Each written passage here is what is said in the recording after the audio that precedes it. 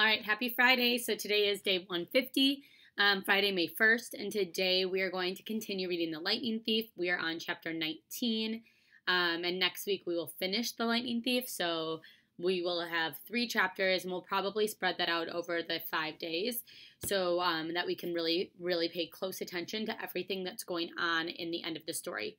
And then we'll move on to a new book later the next week. You guys will get the chance to take a quiz on this, or you will have to take a quiz on this book. I will be typing up the AR quiz so that you can take the quiz once we're done reading it. So I just want to make sure you guys know that now. So make sure you're paying super close attention every day and listening closely to the videos while you are reading. Today we are working on character feelings. So as we know, they're in the underworld right now. So there's definitely going to be some feelings that are happening because when we're in different situations, that can affect our feelings. Our feelings change based on what's happening in our lives. So just like that happens for us, that happens for the characters. So again, character feelings describe how they're feeling at that certain time. Character feelings are also called emotions, and they can change often. So the way we find that is we analyze their thoughts, what they're thinking, their words, what they say, and their actions, what they do. So we'll do that for each one. So we'll pay attention to the character's thoughts, words, and actions, and what happened to them in the story. Ask yourself, how would this make me feel? Make your inference, find your evidence. So here we are, chapter 19. Let's get started. We find out the truth, sort of. Imagine the largest concert crowd you've ever seen.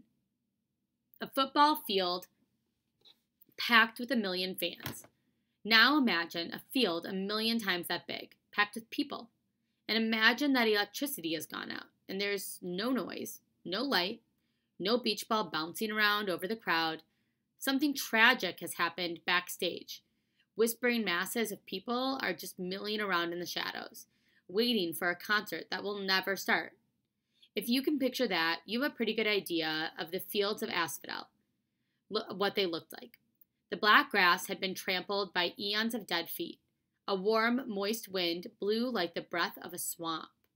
Black trees, Grover told me they were poplars, grew in clumps here and there. Cavern ceiling that was so high above us, it might have been a bank of storm clouds, except for the stalactites, which glowed faintly gray.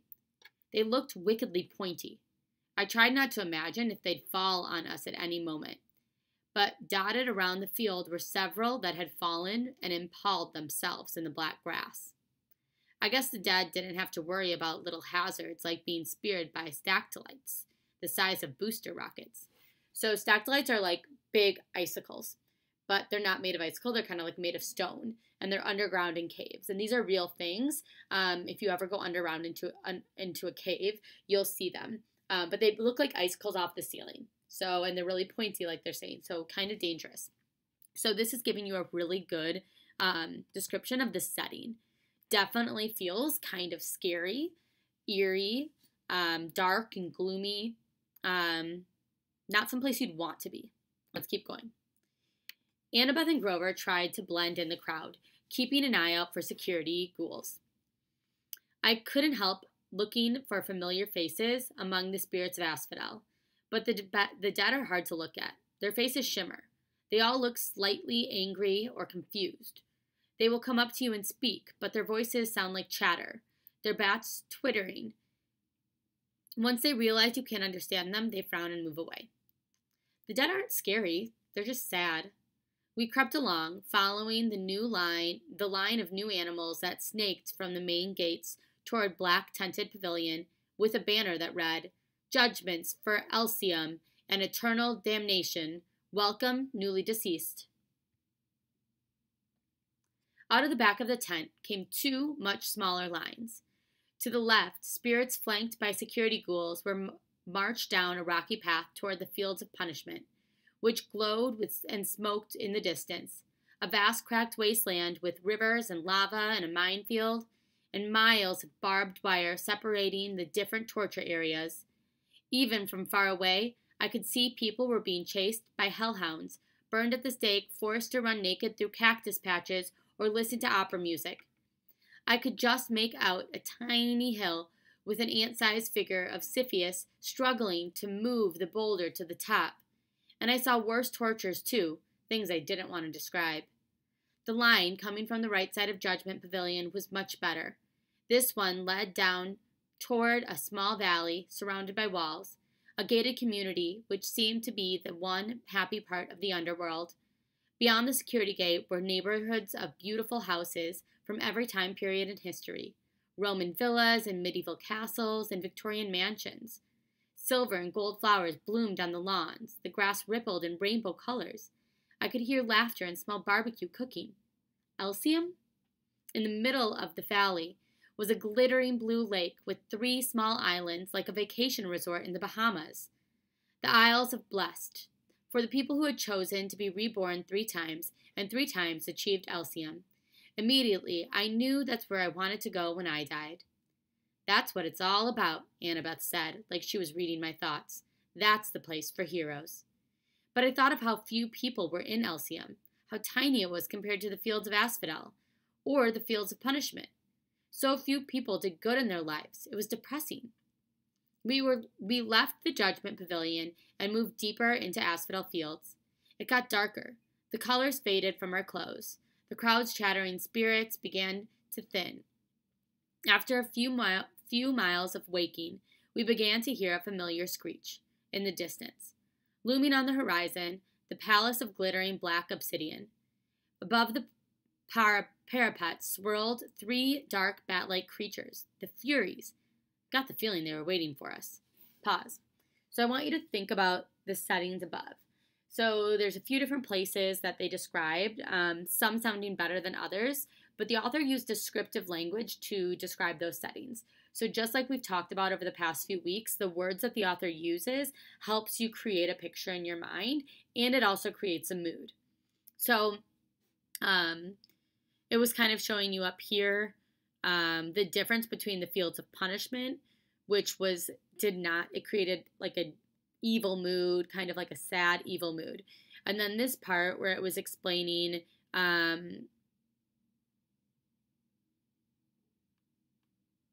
Elysium, sorry. It kind of was talking about flowers and beautiful houses and all like Bahamas and all these amazing places. So that created a more cheerful, uplifting, happy mood. All right, we're going to keep going and see what happens next. That's just giving you kind of an idea of what they were seeing.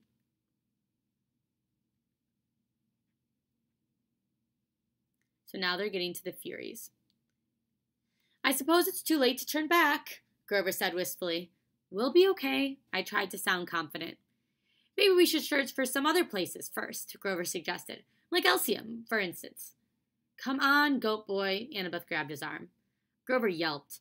His sneakers sprouted wings and his legs shot forward, pulling him away from Annabeth. He landed flat on his back in the grass. Grover, Annabeth chided. Stop messing around. But I didn't.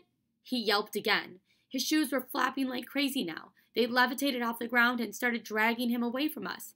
Maya! He yelled, but the magic words seemed to have no effect. Maya! Already! 911! Help!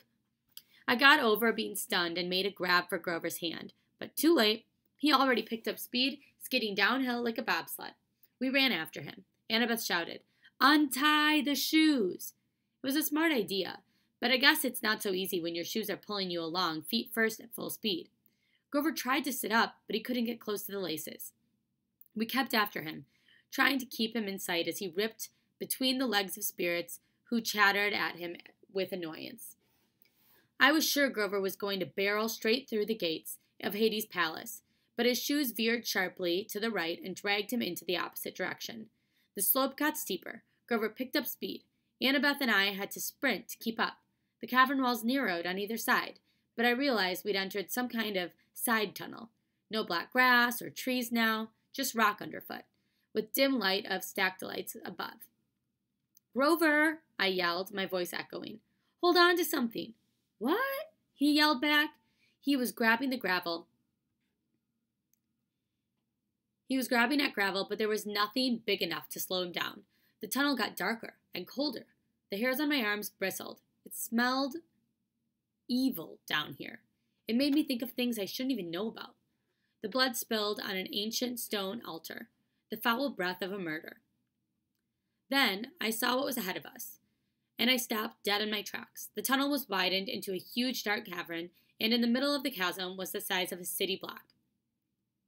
Grover was sliding straight toward the edge. "Come on, Percy," Annabeth yelled, tugging at my wrist. "But that's—" "I know," she shouted.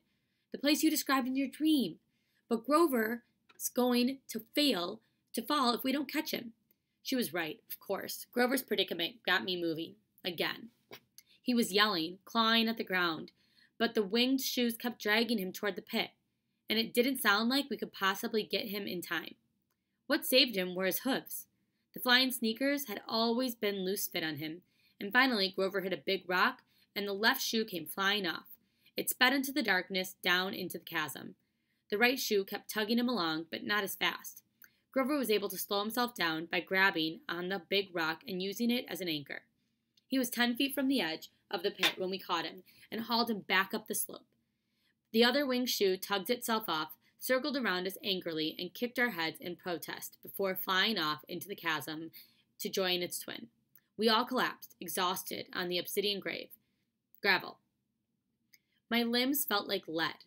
Even my backpack seemed heavier, as if somebody had filled it with rocks. Grover was scratched up pretty bad.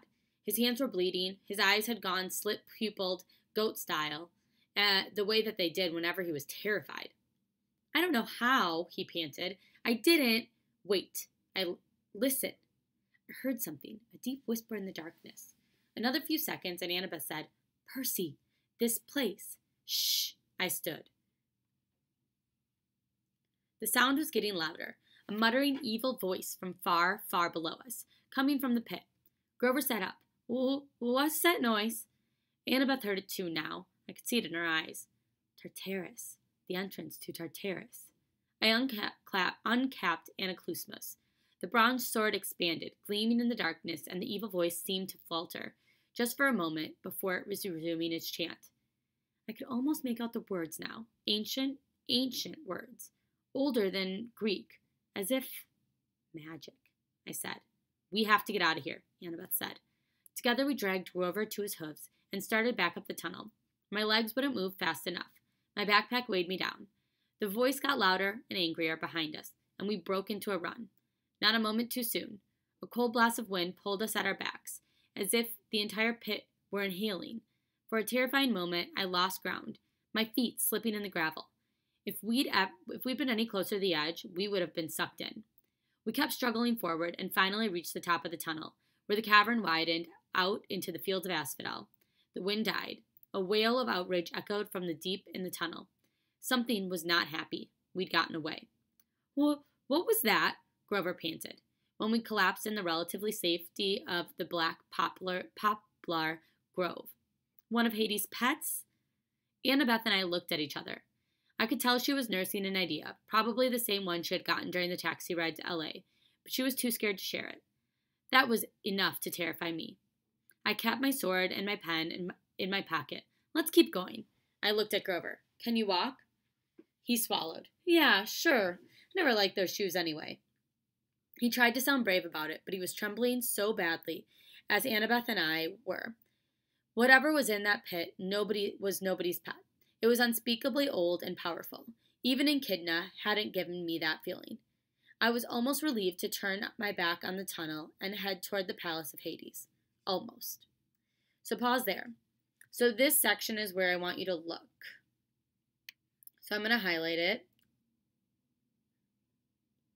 It's kind of a big one, actually.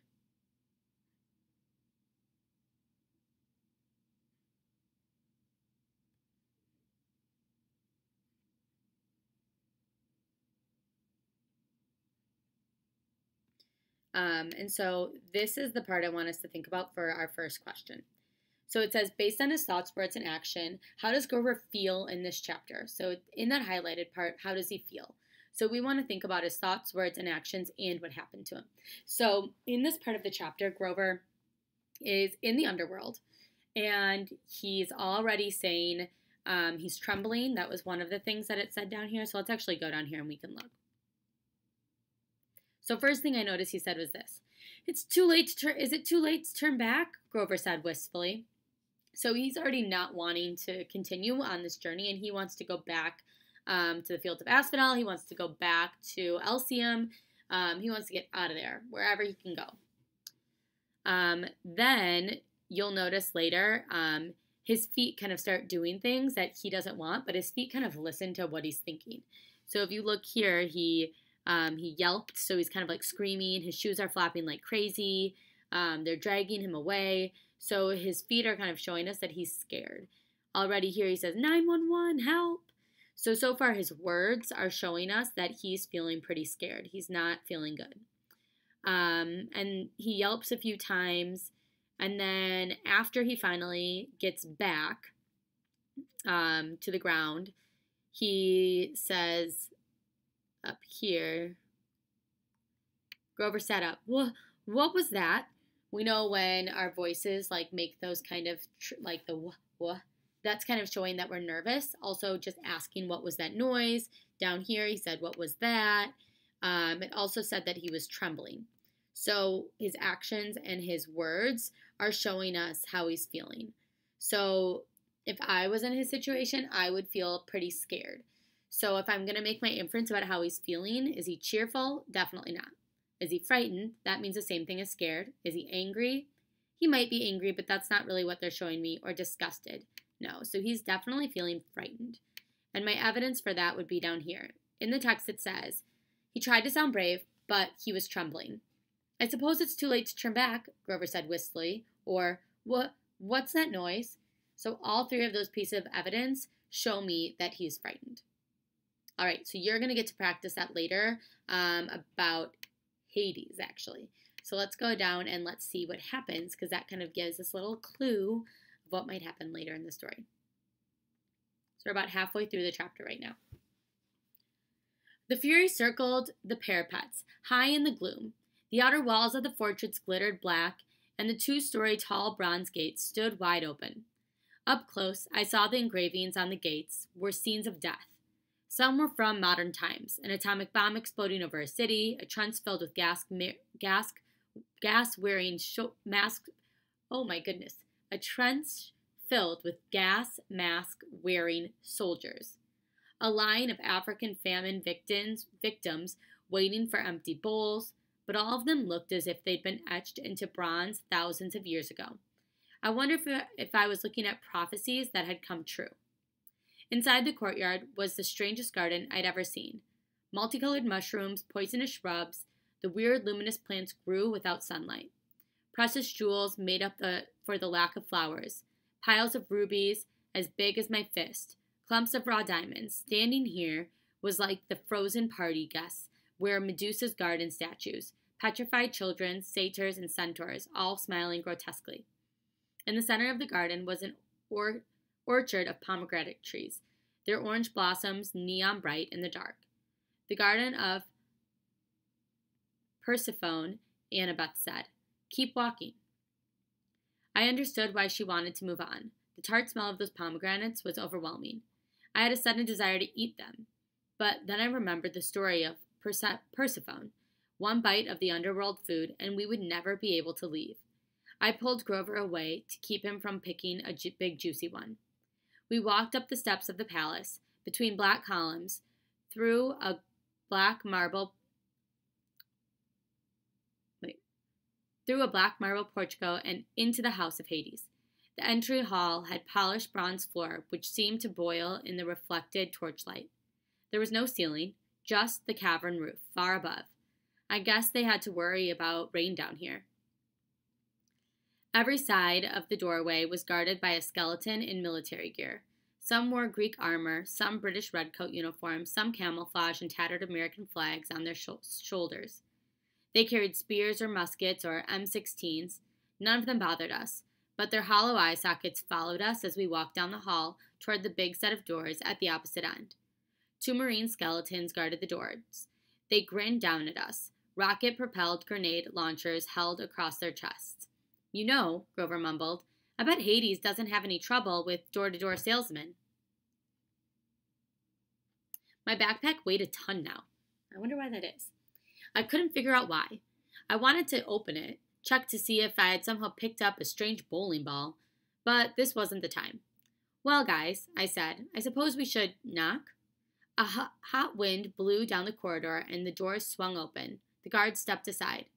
I guess that means entrez-vous, Annabeth said. The room inside looked just like my dream, except except this time the throne of Hades was occupied. He was the third god I'd met, but the first who really struck me as godlike. He was at least 10 feet tall, for one thing, and dressed in a black silk robe with a crown of braided gold. His skin was albino white, his hair shoulder length and jet black. He wasn't bulked up like Ares, but he radiated power. He lounged on his throne of fused human bones, looking lithe, graceful, and dangerous as a panther. I immediately felt like he should be giving the orders. He knew more than I did. He should be my master. Then I told myself, snap out of it. Hades' aura was affecting me, just like Ares had. The Lord of the Dead resembled pictures I had seen of Adolf Hitler or Napoleon or terrorist leaders who direct suicide bombers. Hades had the same intense eyes, the same kind of mesmerizing evil charisma. You are brave. Come here now, son of Poseidon, he said in an oily voice. After what you've done to me, very brave indeed. Or perhaps you are simply foolish. Numbness crept into my joints, tempting me to lie down and just take a nap at Hades' feet. Curl up and sleep forever. I fought the feeling and stepped forward. I knew what I had to say. Lord and uncle, I came with 2 requests. Hades raised an eyebrow. When he sat forward in his throne, shadowy faces appeared in the folds of his black robes, faces of torment, as if the garment was stitched with and taped with souls from the fields of punishment trying to get out. The ADHD part of me wondered, off task, whether the rest of his children were made of the same way. What horrible thing would you have to do in your life to get woven into Hades' underwear? Only 2 requests, Hades said. Arrogant child, as if you have not already taken enough. Speak then. It amuses me not to strike you dead yet. I swallowed. This was going to be as well as I'd feared.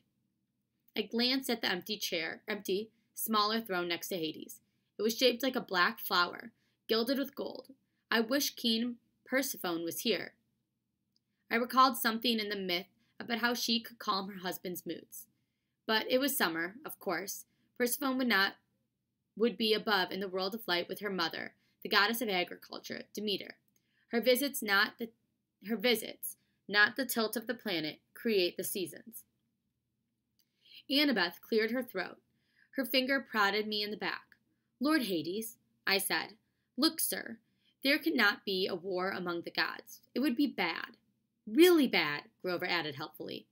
Return Zeus's master bolt to me, I said. Please, sir, let me carry it to Olympus. Hades' eyes grew dangerously bright. You dare keep this pretense after what you have done. I glanced back at my friends. They looked as confused as I was. Uncle, I said, you keep saying after what you've done.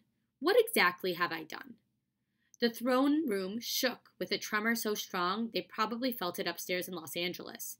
Debris fell from the cavern ceiling. Doors burst open all along the walls, and skeletal warriors marched in, hundreds of them, from every time period in the nation and Western civilization. They lined the perimeter of the room, blocking the exits. Hades bellowed, Do you think I want war, godling? I wanted to say, well, these guys don't look like peace activists, but I thought that would be a dangerous answer. You are the Lord of the Dead, I said carefully. A war would expand your kingdom, right? A typical thing for my brothers to say. Do you think I want more subjects? Did you not see the sprawl of asphodels fields? Well, have you any idea how much kingdom has swollen in the past century alone? How many subdivisions I've had to open? I opened my mouth to respond, but Hades was on a roll now. More security goals, he moaned. Traffic problems at the Judgment Pavilion. Double overtime for staff. I used to be a rich god, Percy Jackson. I control all the precious metals under the earth, but my expenses. Karen wants a pay raise, I blurted, just as remembering that fact. As soon as I said it, I wish I could sew my mouth shut. Don't get me started on Karen, Hades yelled. He's been impossible ever since he discovered Italian suits. Problems everywhere, and I've got to handle all of them personally. The commute time alone from the palace to the gates is enough to drive me insane. And the dead just keep arriving. No Godling. I need no help getting subjects. I did not ask for this war. But you took Zeus's master bolt. Lies! More rumbling. Hades rose from his throne, towering to the height of a football goalpost. Your father may fool Zeus, boy, but I am not so stupid. I see his plan. His plan? You were the thief on the winter solstice, he said. Your father thought to keep you his little secret. He directed you into the throne room of Olympus. You took the master bolt and my helm. Had I not sent my fury to discover you at Yancy Academy, Poseidon might have succeeded in hiding his scheme to start a war. But now you have been forced into open, and you will be exposed as Poseidon's thief, and I will have my helm back. But, Annabeth spoke. I could tell her mind is going at 1,000,000 miles per hour. Lord Hades, your helm of darkness is missing too? Do not play innocent with me, girl. You and the satyr have been helping this hero, coming here to threaten me in Poseidon's name, no doubt, to bring me an ultimatum. Does Poseidon think I can be blackmailed into supporting him? No, I said. Poseidon didn't. I didn't. I have said nothing of the helm's disappearance, Hades snarled, because I had no illusions that anyone from Olympus would offer me the slightest justice, the slightest help. I can ill afford the word to get out to my most powerful weapon of fear is missing. So I searched for you myself, and when it was clear that you were coming to me to deliver your threat, I didn't try to stop you. You didn't try to stop us, but return my helm now, or I will stop death. Hades threatened. That is my counter-proposal. I will open the earth and have the dead pour back into the world. I will make your lands a nightmare, and you, Percy Jackson, your skeleton will lead my army out of Hades. The skeletal soldiers all took one step forward, making their weapons ready. At that point, I probably should have been terrified. The strangest thing was, I felt offended. Nothing gets me angrier than being accused of something I didn't do. I've had a lot of experience with that. You're as bad as Zeus, I said. You think I stole from you? That's why you sent the Furies after me? Of course, Hades said. And the other monsters? Hades curled his lip. I had nothing to do with them. I wanted no quick death for you. I wanted you brought to me alive so you might face every torture in the fields of punishment. Why do you think I let you enter my kingdom so easily? Easily? Return my property. But I don't have your helm. I came for the Master Bolt. Which you already possess, Hades shouted. You came here with it, little fool, thinking you could threaten me. But I didn't. Open your pack, then. A horrible feeling struck me. The weight in my backpack like a bowling ball. It couldn't be. I slung it off my shoulder and unzipped it. Inside was a 2-foot-long metal cylinder, spiked on both ends, humming with energy. Percy, Annabeth said. How? I don't know. I don't understand. You heroes are always the same, Hades said. Your pride makes you foolish, thinking you could bring such a weapon before me. I did not ask Zeus's master bolt, but since it is here, you will yield it to me. I am sure it will make you an excellent bargaining tool. And now, my helm. Where is it? I was speechless. I had no helm. I had no idea how the master bolt had gotten into my backpack. I wanted to think Hades was pulling some kind of trick. Hades was the bad guy, but suddenly the world turned sideways. I realized I had been played with. Zeus, Poseidon, and Hades had been set at each other's throats by someone else. The master bolt had been in the backpack, and I'd gotten the backpack from... Lord Hades, wait, I said. This is all a mistake. A mistake? Hades roared. The skeletons aimed their weapons. From high above, there was a fluttering of leathery wings, and the 3 Furies swooped down to perch on the back of their master's throne. The one with Mrs. Dodd's face grinned at me eagerly and flicked her whip. There is no mistake, Hades said. I know why you have come. I know the thorough reason you brought the bolt, and you came to bargain for her. Hades loosed the ball of gold fire from his palm. It exploded into steps in front of me, and there was my mother, frozen in a shower of gold, just as she was at the moment when the Minotaur had began to squeeze her to death. I couldn't speak. I reached out to touch her, but the light was as hot as bonfire. Yes, Hades said with satisfaction. I took her. I knew, Percy Jackson, that you would come to bargain with me eventually. Return my helm, and perhaps I will let her go. She is not dead, you know, not yet. But if you displease me, that will change. I thought about the pearls in my pockets. Maybe they could get me out of this and just get my mom free. Ah, the pearls, Hades said, and my blood froze. Yes, my brother and his little tricks. Bring them forth, Percy Jackson. My hand moved against my will and brought out the pearls. Only 3, Hades said. What a shame. You do realize each only protects a single person. Try to take your mother then, little godling. And which of your friends will you leave behind to spend eternity with me? Go on, choose, or give me the backpack and accept my terms. I looked at Annabeth and Grover. Their faces were grim. We were tricked, I told them. Set up. Yes, but why? Annabeth asked. And the voice in the pit. I don't know yet, I said, but I intend to ask. Decide, boy, Hades yelled. Percy, Grover put his hand over my shoulder. You can give him the bolt. I know that. Leave me here, he said. You can't give him the bolt. I know that. Leave me here, he said. Use the 3rd pearl on your mom. No, I'm a satyr, Grover said. We don't have souls like humans do. He can torture me until I die, but he won't get me forever. I'll just be reincarnated as a flower or something. It's the best way. No, Annabeth drew her bronze knife. You two go on, Grover. You have to protect Percy. You have to get your searcher's license and start your quest for Pan. Get his mom out of here. I'll cover for you. I plan on going down fighting. No way, Grover said. I'm staying behind. Think again, goat boy, Annabeth said. Stop it, both of you. I felt like my heart was being ripped in two. They had both been with me through so much. I remember Grover dive-bombing Medusa in the statue garden, and Annabeth saving us from Cerberus. We'd survived Hephaestus, Waters Ride, and St. Louis Arch, and Lotus Casino. I had spent thousands of miles worried that I'd be betrayed by a friend, but these friends would never do that. They had done nothing but save me, over and over, and now they wanted to sacrifice their lives for my mom? I know what to do, I said. Take these. I handed them each a pearl. Annabeth said, But Percy... I turned and faced my mother. I desperately wanted to sacrifice myself and use that last pearl on her, but I knew what she would say. She would never allow it. I had to get the bolt back to Olympus and tell Zeus the truth. I had to stop the war. She would never forgive me if I saved her instead. I thought about the prophecy made at Half-Blood Hill, what seemed like 1,000,000 years ago. You will fail to save what matters most in the end. I'm sorry, I told her. I'll be back. I'll find a way. The smug look on Hades' face faded. He said, Godling? I'll find your helm, Uncle, I told him. I'll return it. Remember about Charon's pay raise. Do not defy me. And it wouldn't hurt to play with Cerberus once in a while. He likes red rubber balls. Percy Jackson, you will not. I shouted. Now, guys. We smashed the pearls at our feet. For a scary moment, nothing happened. Hades yelled, Destroy them!